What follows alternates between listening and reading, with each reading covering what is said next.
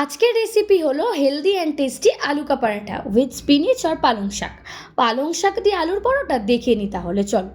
পালং শাকটাকে কেটে ধুয়ে কাঁচা লঙ্কা দিয়ে একটা স্মুথ পেস্ট তৈরি করে নিতে হবে। তারপরে অন্য একটা পাত্রে আটা মেখে নেব। আটা, তার সাথে দিয়েছি অল্প একটু কালো জিরে, নুন, আর ওই পালং শাক যে বেটে রাখলাম সেটা দিয়ে ভালো করে আটাটা মাখিয়ে নেব। এবারে তৈরি করবে আলুর পুর।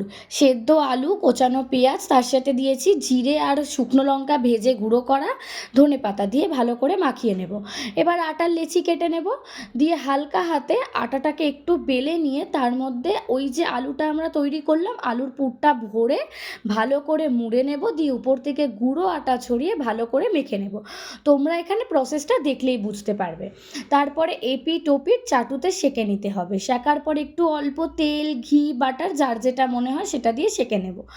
তারপরে রেডি আমাদের টেস্টি টেস্টি আলু কা পরাঠা। জানিও কেমন হয়েছে।